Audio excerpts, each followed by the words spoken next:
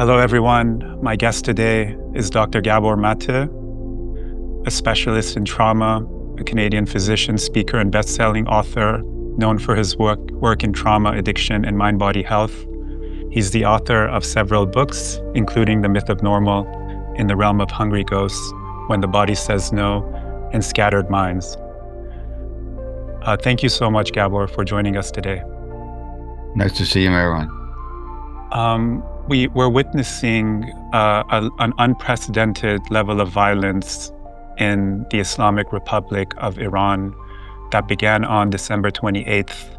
I don't like using statistics because it reduces actual people to numbers.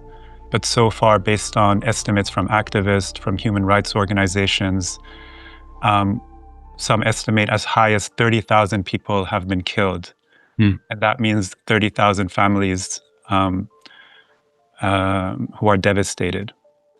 They estimate that more than 300,000 are injured, at least 25,000 have been arrested, and we know that this follows torture, forced confessions, and fabricated charges against them by the regime. On January 8th, about 2 weeks ago, the country went into a complete internet and communication blackout.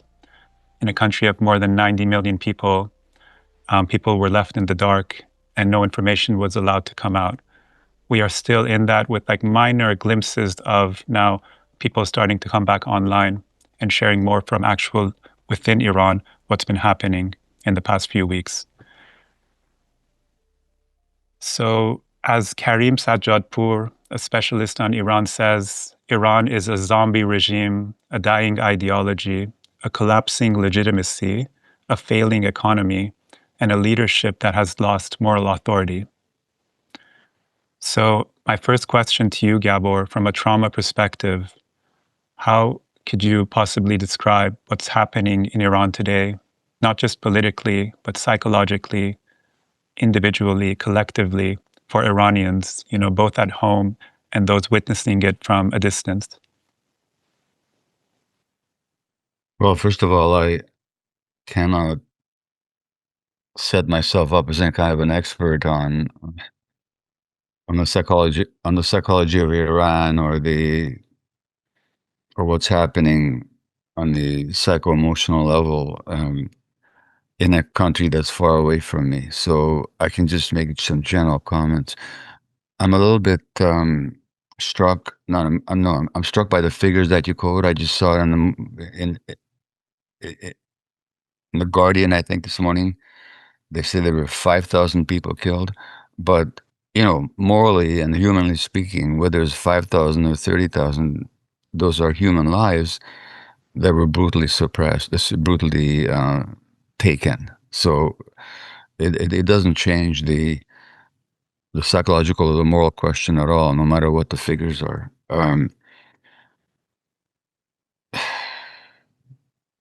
What to say?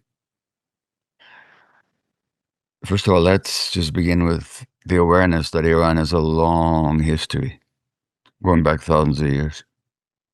And in that history, there have been all kinds of travails and tragedies and struggles and transformations. So the reason I say that is because there's a kind of resilience in a country with such an old culture. It's like we've been through this. When you read the Shahnameh, it's all about struggle and war and domination and evil forces against more benign impulses, Number one. Number two, the modern history of Iran has also been very troubled and sometimes violent. And now we're talking here about the intrusion of Western colonialism in what we call the Near East and the Middle East. And, in 1953, Iran underwent the shock of of a coup that overthrew a democratically elected government, a coup that was organized and supported by the U.S. and Britain, as we know, and it was all about oil. And then came the rule of the Shah, which some Iranians I know regard as something positive, and some Iranians regard as something completely deplorable. But either way, torture and jailing and suppression was certainly present during that government as well. Then came the Iranian Revolution, which promised freedom, which promised a new life, and in which people lost their lives. And the present government came in promising all kinds of positive transformations from the previous ones. And we don't just know this from the recent events, but from the last several decades of how much they've broken those promises and how dictatorial and tyrannical and suppressive and dogmatic they've become. Also, how corrupt, economically corrupt. And then there is, in 1980, the Western fomented attack by Iraq on Iran, in which hundreds of thousands of people lost their lives, in which poison gas was used with the complicity of the West. Tens of thousands of Iranians lost their lives to poison gas.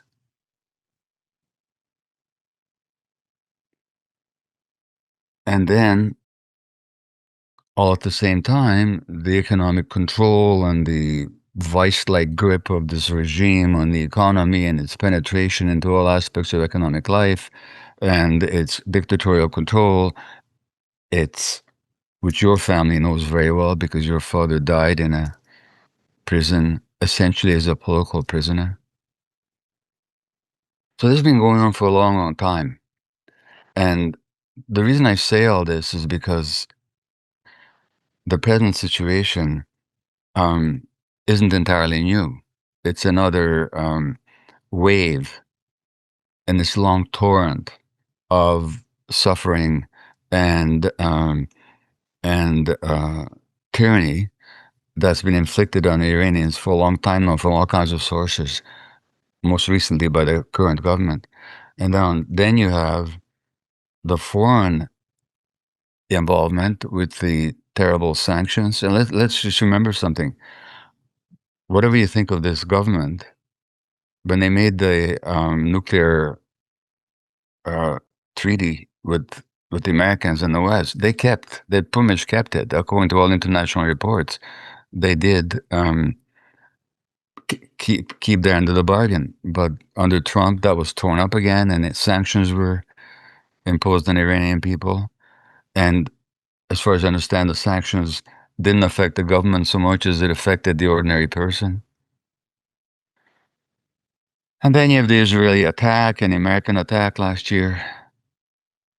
So it's such a mixed soup of players, all of them in bad faith, basically, whether it's the West, whether it's the government, and who's suffering? The people. And there's no question that the recent demonstrations and protests were a genuine outpouring of demand and outrage and desire for freedom on the part of the people. And now it's been drowned in blood. Now, it may be argue, and so people do argue, that there was some Western involvement in fomenting violence. I would not be surprised. But it's still this government that responded in a very murderous way. So, to come back to your question, what I'm saying is it's a long history, very complex history. And I'm also not presuming that all Iranians see it exactly the same way. Because I know some Iranians would like to see the Shah's son come back. Some want a free republic. Some probably support the government. No doubt they do. you know. So where am I going with all this? There is, here's where I'm going to. If I understand this history, what I still perceive is tremendous resilience in the Iranian people. Look what they lived through and what they've endured and what they had to sustain. So, in the long term, I think that resilience is going to declare itself in whatever form. And so I believe in that. And political considerations aside, I just believe in the resilience of that culture and that people. So that's, I don't know if I've answered your question, but that's my understanding.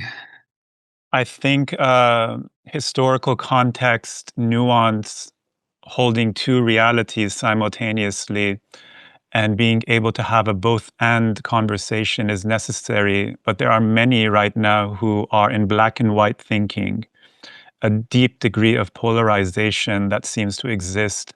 The farther the proximity, meaning that if you go on social media or online or in the comments section, you see a lot more othering and or vitriol and hate and incredibly negative and judgmental comments.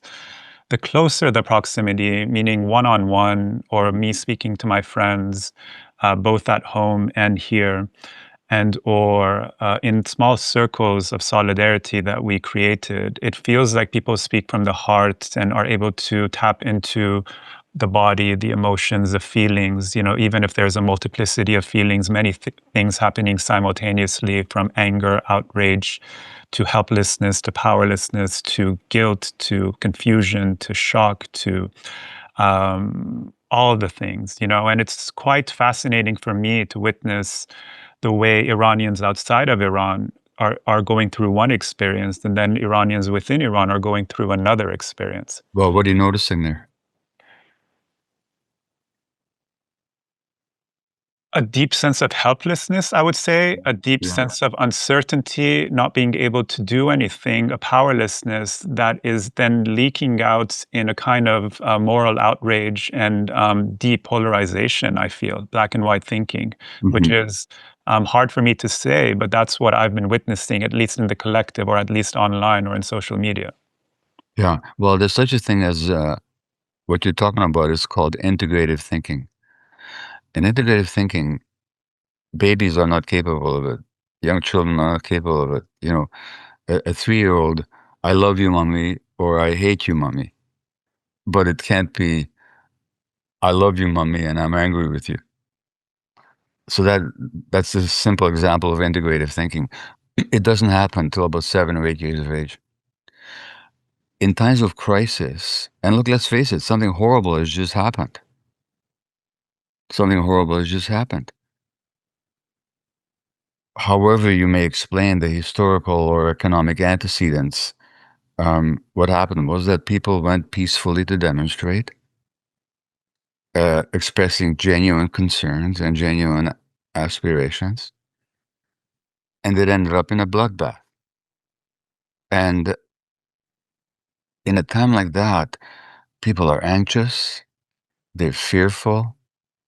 I imagine for Iranian expatriates like yourself, um, quite apart from the general concerns over what's happening to your country, there must be specific concerns about what's happening to your friends and your family. Um, so at times of fear and crisis and violence, people tend to lose the capacity for integrative thinking. So integrative thinking, right or wrong, for example, what an example would be, yes, this government is dictatorial, tyrannical, dogmatic, brutal, self-serving, corrupt, and the West has its own illegitimate agenda, which is to make Iran into another Libya or another Syria. Um, I think both are true, but people have a hard time with that. It's one or the other. and for some Iranians, I imagine, for all kinds of legitimate reasons, they might despise this government so much that they don't care who helps them overthrow it, so that they just have to choose a side. I totally get that. In 1956, I was 13 years old in Hungary when the Hungarian Revolution against communist rule broke out. And at that time, the Russian army came in and suppressed the revolution quite brutally. Some Hungarians really wanted the West to intervene. The West was too busy attacking Egypt at the time. Usually, it had its own imperial agenda, as it always does. So it is very common and almost natural. What you described, Miran, of this sort of black and white, one or the other. It's very difficult for people to hold nuance. It's very difficult for people to say on the one hand, on the other hand. You know, and in times of crisis, that capacity really evaporates. And I think that's on the part of a lot of people, and especially, I think, in the exile community, precisely because of that frustration of helplessness. Because here you see these things happening in your country and you can't do anything about it. The emotions will be that much more um, exacerbated.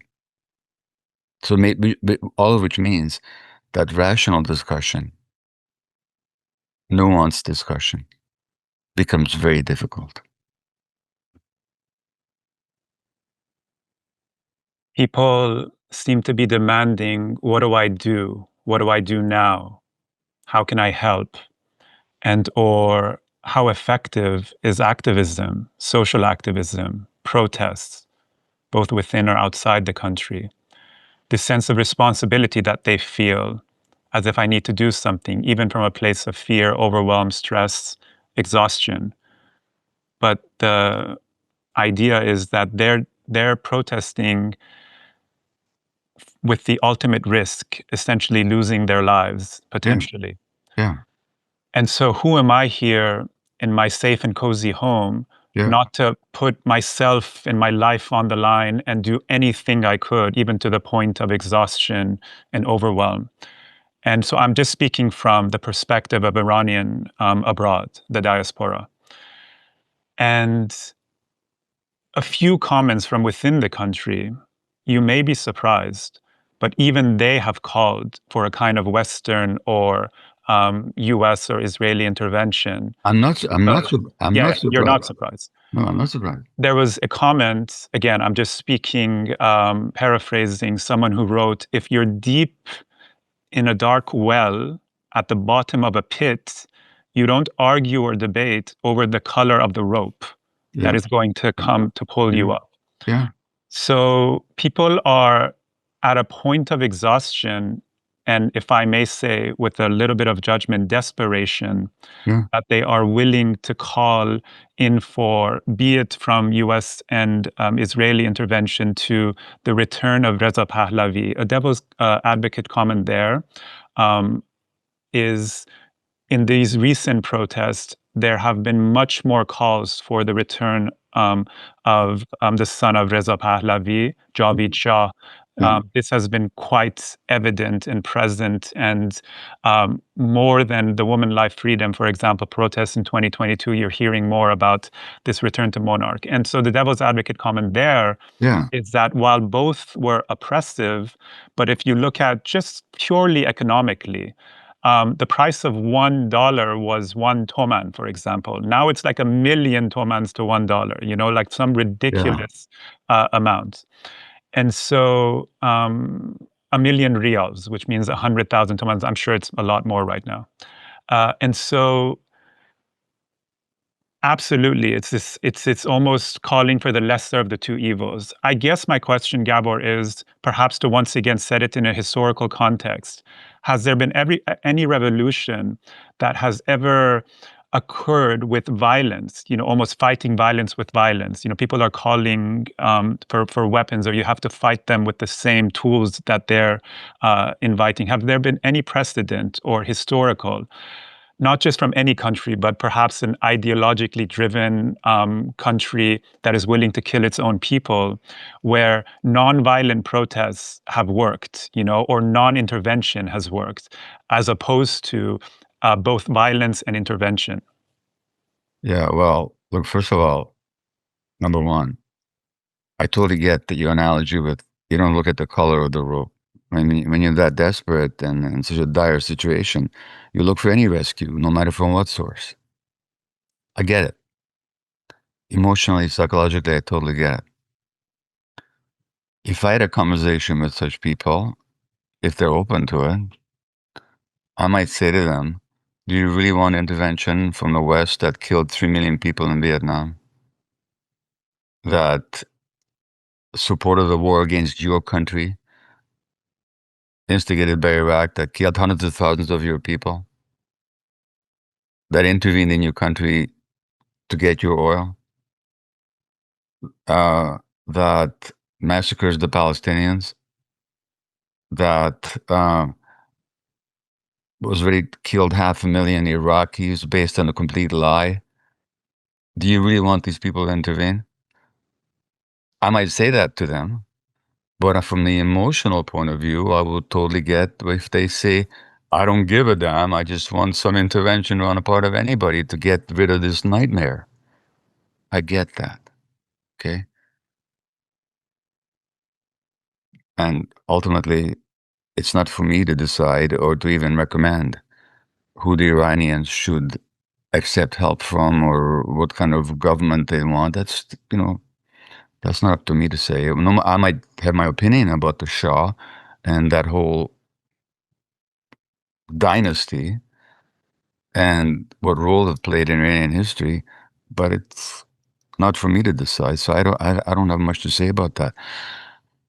As to your question about the only time peaceful protests make a difference is when a regime is on its last legs and has lost all its support. When the army is no longer willing to defend the regime. So in Russia, in February 1917, there were largely peaceful demonstrations, and the monarchy was overthrown because the army was no longer willing to fight for the monarchy. But as long as the army is willing to fight for the government, peaceful protests never get you there. That's just historically the case. In France, you might say in the French Revolution, what actually happened was that the army, the regime was so spent, the ancien regime was so spent and so discredited that the army, by and large, did not stand by it. So it was overthrown, largely peacefully. Not all kinds of violence followed, but it happened because the army was no longer there to support as long as the army and the military forces that wield the powers of violence are standing by the government, peaceful protests tend not to work. That's just how it is. And as for an intervention, well, I've already said what I said about that. I can understand why people want that. I don't predict much good to come out of it because I've seen what the West does. But if that's what people are looking to, I can't argue with them. I get it. As far as the Shah or not the Shah, I have several Iranian friends. None of the friends that I have anything good to say about that dynasty. They don't want to see this, but I also know just from online that some people do want this character to come back and be the leader. That's not for me to decide. They want, the Iranians want that. That's what they want. Those that want it. So, but I think you will agree with me that there probably isn't a single Iranian voice, that there might be broad consensus about the the nature of this government and the necessity for its demise, there might be general consensus about that, but there might not be consensus about what should replace it. And I'm also pretty sure that, look, in the United States, there's all these divisions, and some people are evangelical Christians who tend to support Donald Trump no matter what he does. So I'm sure that there are evangelical Muslims in Iran who support the Ayatollahs no matter what they do. Uh, so it's complex.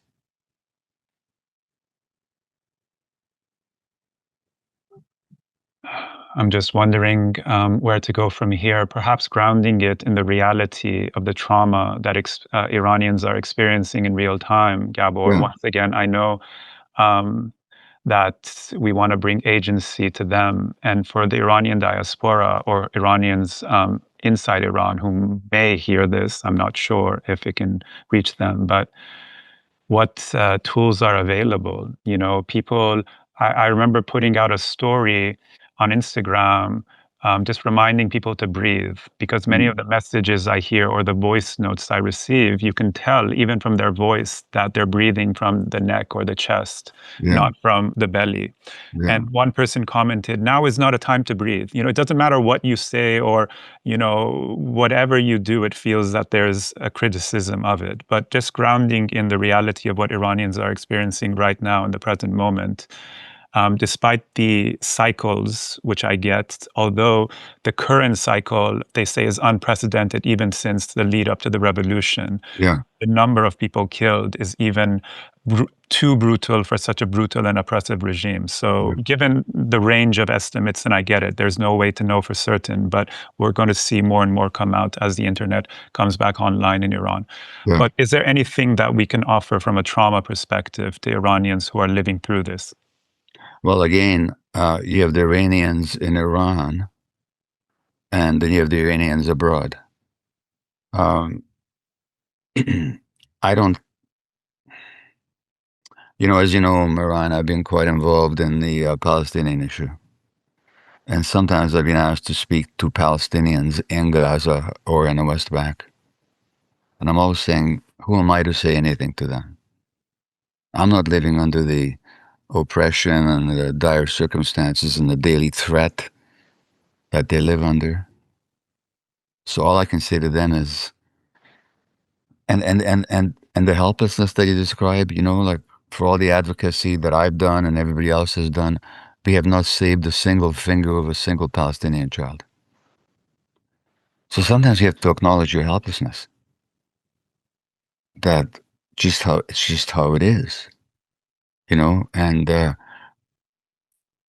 so so the people in Iran, I can only say, we're with you, we feel with you, we see your suffering, we see the justice of your cause, and we wish we could do more. And I'm not in a position to advise you how you should handle it, except to say that the more you connect with each other and the more strength you find in community, the more you'll be able to endure it. So, can you seek out? I'm not even talking about political action. I'm just talking about emotional support. Can you seek out your community? Can you hold fast to your circle of friends the, and have some faith in your strength and in the resilience of your culture? You know, when I was in New York in September, I saw this amazing film called "It Was Just an Accident" by Jabbar Pahani. Is it Jafar Panahi. Jafar Panahi? And he was there, and I saw him interviewed by Martin Scorsese. And that film, it kind of sums it up. I mean, it didn't depict, but it certainly indicated the brutality of that government and the struggle for people for some kind of retribution and some kind of justice. And it was told with both moral indignation and humor. And I think, and it showed tremendous resilience. So that's as much as I can say to Iranians in Iran. Iranians abroad, um, you have to deal with reality. And if you can provide material support, go ahead, by all means, of course. Um, if you can provide political support, by all means, go ahead. And that's going to mean something different depending on what your political views are. Because for some people, that'll mean a pro-Shah movement. For others, it'll mean something different. But you have to accept the limitations of what you can do. And that sense of helplessness and that sense of frustration, you have to deal with it and not take it personally and not make it a personal failure. You know, I'm reading these days the Hindu epic, the Bhagavad Gita, and I'm also reading Rumi quite a bit, you know, and the Gita says that you're entitled to your work, but not to the fruits of your work. You can't control the results. So you can do what you're moved to do, but don't be attached to the results in the sense of taking it personally. And you have to take a long-term view of it. This struggle, more generally speaking, the struggle for human freedom has been going on for thousands of years, both in the political sense and in the spiritual, emotional sense. And it's going to continue for a long time. That's in general. Specifically, this Iranian struggle for Iranians to define themselves, what kind of society they want, and can we be free? I think it's going to go on for a long time yet. And who knows? One never knows what tomorrow will bring. But for people on the outside, be as engaged as you can be, and don't take it personally either. And look after yourselves, because burning yourself out is not going to help your cause. On that question of taking it personally, Gabor, what is it where someone gets enveloped in an identity or a belief system, a rigidity, where they detect even words as an attack or a threat? What is it from a trauma perspective where someone says, I don't feel safe, or I feel attacked or betrayed or disappointed or frustrated? I know I've used a lot of words, but I'm just Yeah. trying to tie in what is this defensiveness that people feel this deep sense of threat? Well, let me compare it to the Palestine issue. And by the way, I completely get that for a lot of Iranians, um, a lot of Iranians I know genuinely support the Palestinian right for freedom. But I also know that a lot of them resent it because their government has spent all this verbiage and not to mention resources talking, Palestinian freedom while they're denying freedom to their own people. So I get that. Um, but I was in Auschwitz um, in May of last year, which is where my grandparents died in the gas chambers in 1945, which is where my mother and I almost ended up. Almost. And this is last year in the middle of the Gaza genocide, of something that Israeli Jewish historians have called a genocide. And I was asked, what are your thoughts? When I came out of Birkenau, which is where the gas chambers were, I was asked, what are your thoughts? And my first thought was that those of my fellow Jews that identify with Auschwitz, in other words, with victimhood, cannot possibly understand the Palestinians.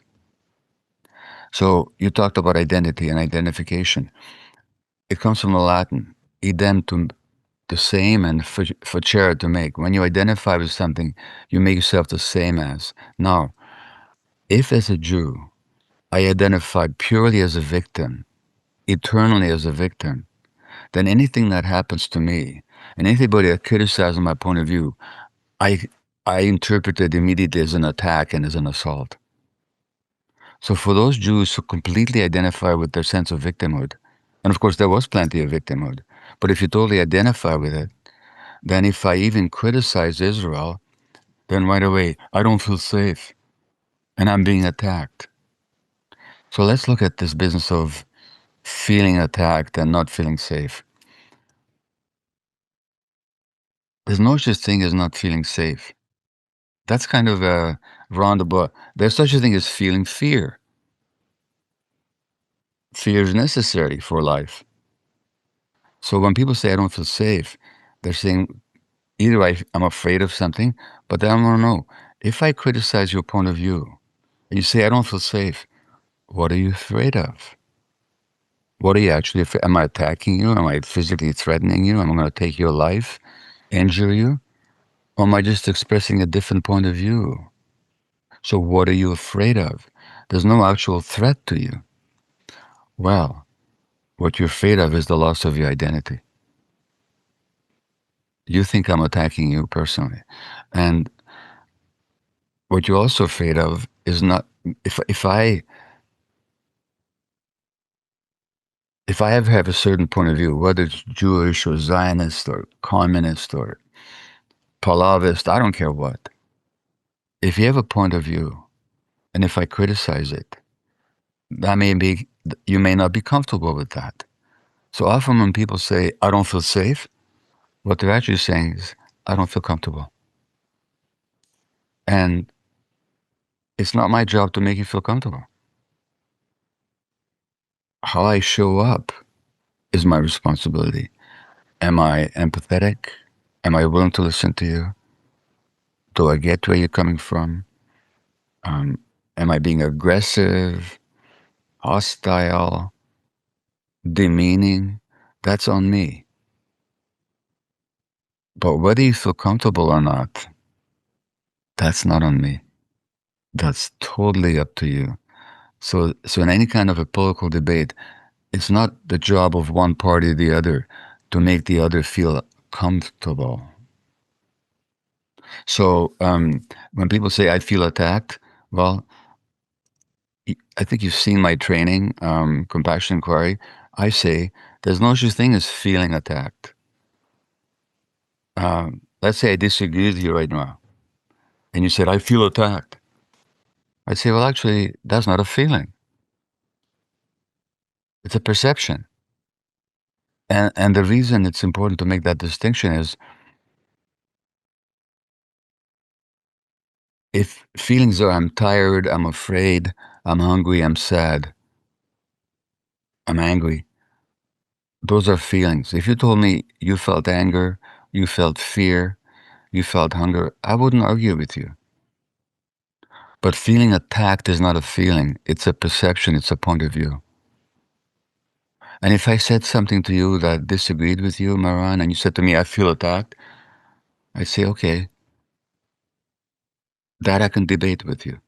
What am I doing to attack you? So I think people have to make the distinction between what they actually feel, which could be fear or anger or sadness. By the way, fear, anger, and sadness are totally appropriate, and rage even, are totally appropriate responses to what we're witnessing right now in Iran. But I would make the distinction between feelings and perceptions. Otherwise, conversation becomes impossible. You've mentioned resilience a few times, and I agree that, the Iranian people are a resilient bunch, given our thousands-year-old history, the Yeah. context and culture, the Shahnameh, Rumi, all of it.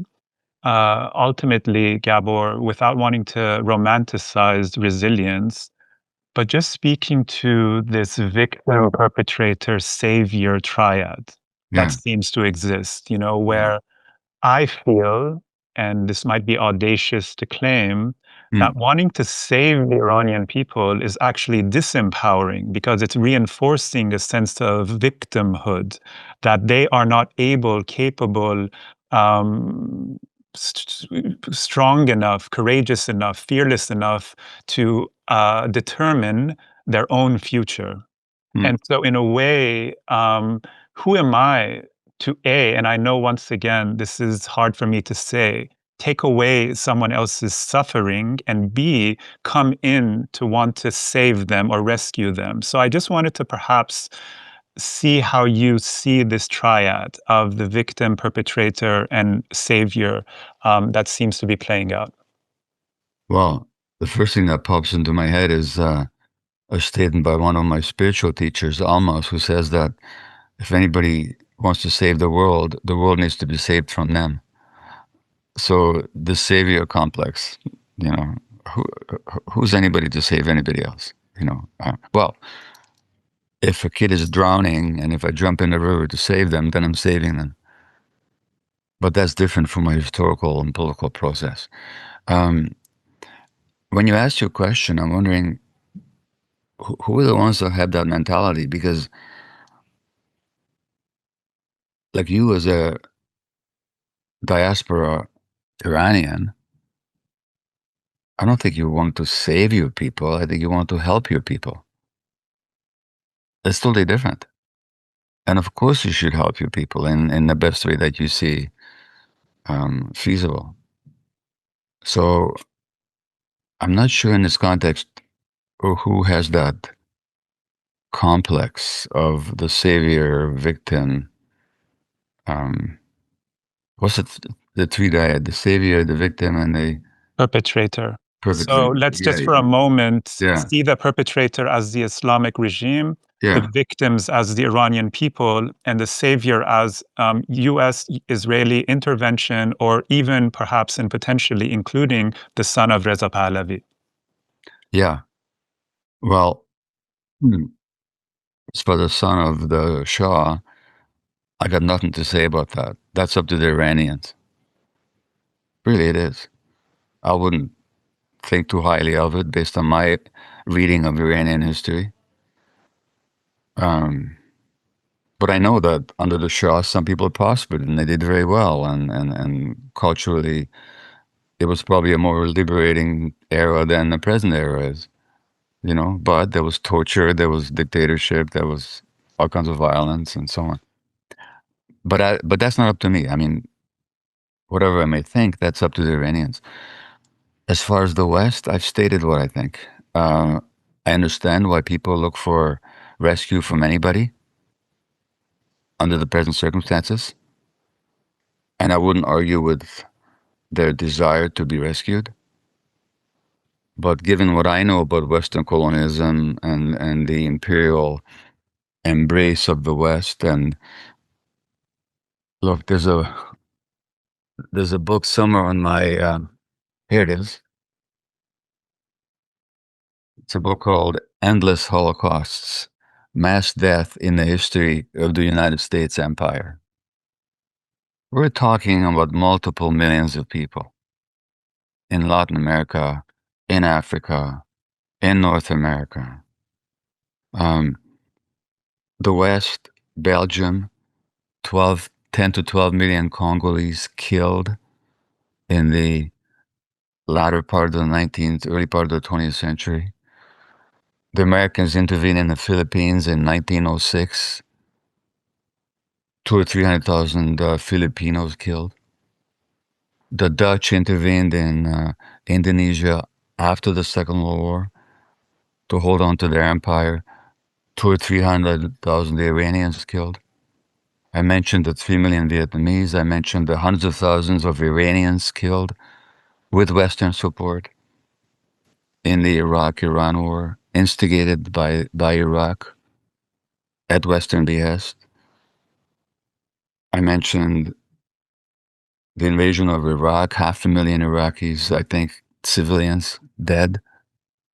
There's the intervention in Afghanistan right next door to Iran. Hundreds of thousands of people with what result? So if you want to believe in the West, okay, what can I tell you? These are the saviors. And the Western interest in Iran is not a strong, united Iran. It's a balkanized, failed state like Libya and Syria that they can control. So that's the Western game here. Again, I understand your desire for rescue, but I would suggest you look at who you're looking to. It's your call. It's your call. It's not my call. But that's where you're looking. So, you know what? Ultimately, every people needs to decide for themselves, and they need to have the freedom to decide for themselves. And I know people, by the way, who argue that if it wasn't for Western sanctions, this government would have fallen already because the sanctions have allowed them to maintain a tighter grip, and they've imposed suffering on the people that the regime doesn't suffer from. So anyway, but again, it's not for me to tell the Iranians where to look for help. That's your call. I have my own opinion, but The reason I mentioned the victim, perpetrator, savior triad, yeah, Gabor, yeah, it's hard to articulate this, but I believe that we have all three inside each and every one of us as well. okay. So I was speaking to it from a sense of, you mentioned the word freedom. How much is peace a process of inside out? How much is freedom a choice versus needing an external circumstance to occur? So again, these are experiences I've had with, ayahuasca that I'm speaking in relation to. And so what I was getting at is, unless we do our own work, unless we're able to identify that Mm, all three lives within each and one of us, mm. dare I say, even a dictator or an oppressor, that is then projected outward to the degree that I have not been willing to look at it. So I was speaking it from a shadow work perspective, and just wondering if you have any little reflection there as well. Well, okay, look, if you formulate it that way, I completely agree with you. I think that's a beautiful formulation. And certainly, I have that triad within me. If I'm honest with myself, um, I have the perpetrator, I have the victim, I have the savior um, triad within me, none of which lead to any kind of internal liberation. So I need to find my true self in a condition of internal peace where neither of those triad dominates. And I can be in any one of them, you know? So yeah, on that individual level, I completely agree with you. And that takes a lot of internal work. And again, for those people who are not under the gun directly, literally under the gun as in Iran, but such as people like yourself or on other issues myself, um, we do have the space to do that internal work, and I think we have to. And I think the more we do, the more fruitfully and the more helpfully we can relate to the larger political issues. Finally, Gabor, and thank you so much for your time. In a deep time of uncertainty or not knowing, where the answers aren't clear, because people demand, then what is your position, Gabor? Where do you stand? What do you say? What should we do? It's all about the doing. And Mhm. as if silence is blasphemy, it means you're with the regime. Once again, those Mhm. both end, that you can't be silence and support the people, for example. But anyways, and what I mean by silence is solitude, is peace, is stillness, is finding just enough space to be quiet, to refill our batteries before we potentially, go out to protest, to be an activist or whatever it might be. But I guess the question is, what do we do during deep, or how do we be during deep times of uncertainty? What is this need for certainty and control? What is this not being able to feel safe in uncertainty? Well, first of all, as I mentioned, I'm reading the Gita these days, and in the Gita they talk about inaction, inaction. So you can be so solitude and seeking inner peace does not mean inaction. It's a question of who's in action. Is it the perpetrator, the victim, or the savior? or is it the calmer, truer self? So that kind of self-reflection does not dictate inaction. It's a question of what kind of action and where's it coming from. Um, let's say you're talking to a supporter of the Pahlavi regime. Is that how you say it? Pahlavi? Yeah. Um, and you might disagree with them, but can you be compassionate with them? You know, it doesn't mean you stay silent, but do you just denounce them and attack them, or do you say, well, I understand what you're saying, I just don't see it your way? You know, number one. Number two, as far as certainty, well, look, that's a condition of human life, I think, because human life is uncertain. I mean, we're born into this very uncertain world. You never know what's going to happen. Life turns on a dime, and life is never guaranteed. Even in childhood, life is not guaranteed. So uncertainty faces us by the nature of being material creatures, and we have to be comfortable with uncertainty. We have to accept that it's uncertain. It is how it is. I don't know what's going to happen to me later on today. You don't know. Uh, and that's why I think where some spiritual or emotional, psychological reflection is needed. Can we be okay with uncertainty? Because when people demand certainty, they tend to become dogmatic. And you know, if you want to be really certain, be a fascist. Then you're going to know everything you want to know. You won't have any questions. All the answers will be there for you. You'll have your powerful leader. I'm not talking about Iran right now. I'm talking about any situation in the world. So certainty, or that demand for certainty, leads to dogmatism and rigidity.